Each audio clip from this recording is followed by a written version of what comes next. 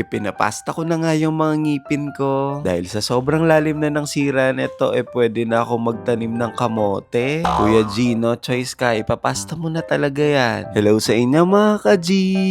Naalala ko ngayong araw nga pala yung schedule ko ng pagpapapasta. Kuya G, ang dami ng papapapasta na yon. Oo mga ka-G, marami nga akong ipapapasta ngayon. Kaya naman nag-toothbrush na muna ako. Baka maamoy kasi ni Doc yung hininga ko. Ayoko naman na himatayin si Doc doon. Kaya naman pinaka-toothbrush ko na yung mga ngipin ko. Matapos ko nga mag-toothbrush dyan, mabuti naman medyo bumango-bango na rin. Last time nakapagpabunot at nakapagpa-cleaning na ako ng mga ngipin ko. Ngayon naman ipapasta na. At mga ka-G, meron ngang binili si mama na turmeric na halos paubos na nga. Nakikita ko nga to si mama na iniinom niya araw-araw. Kaya naman sabi ko, tikman ko nga yan ma. Lasang luya lang naman siya na napakalamig sa lalamunan. Hindi nga ako sanay uminom nito. Kaya naman sabi ko kay mama, ba't ganun yung lasa? Ba't bla mumiminom kong toothpaste?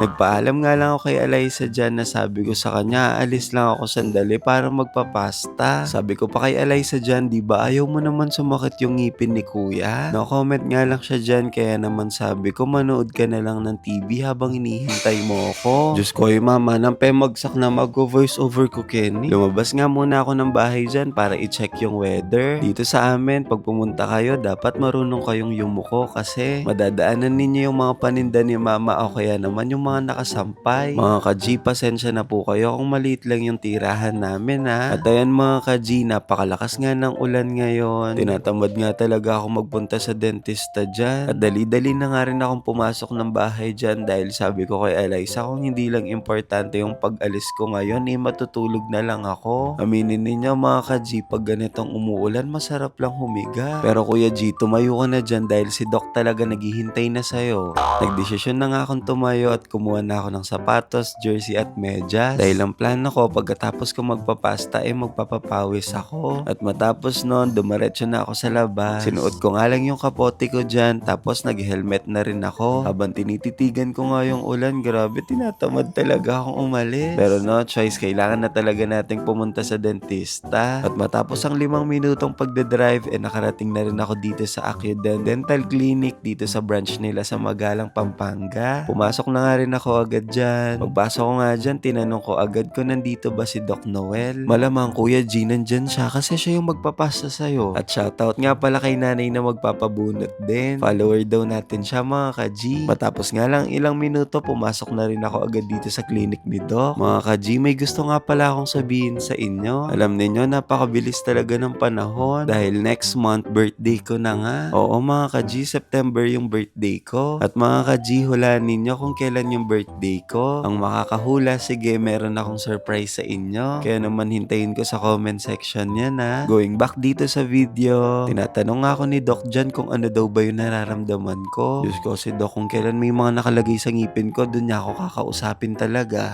Doc Noel, hindi po ako makapagsalita. Kaya naman nagla-like sign na lang ako sa kanya dyan. Mga ka-G, yung mga ngipin ko, talagang pinaubaya ko na to kay Doc. Sa sobrang dami ng damage ng mga ngipin ko, sabi ko sa kanya, Doc, ikaw na talagang bahala. I-survive ninyo yung mga ngipin ko, Doc, dahil ayoko pa magpostiso. Pero sa mga katulad kong takot din magpunta sa dentista, mga ka-G, naiintindihan ko kayo. Pero kailangan nyo lang talaga magtiwala sa mga dentist ninyo. Kasi sigurado, hindi naman kayo papabayaan ng mga yan. Mga ka-G, pag pumupunta kayo ng dentist, ano ba yung madalas ninyong pinapagawa? Gusto ko malaman yan ha. Titignan ko talaga yan sa comment section. At nung makalabas na ako ng clinic ni Doc Noel, mabuti na nga lang talaga nakapagpapasta na ako dito sa side na to. Next week, magkikita kami ulit ni Doc dahil sa kabilang side naman yung ipapasta niya. Mga ka-G, hanggang dito na lang muna. Huwag kayong mag-alala, magkikita-kita naman tayo ulit bukas. O sige na, bye-bye sa inyo mga ka-G!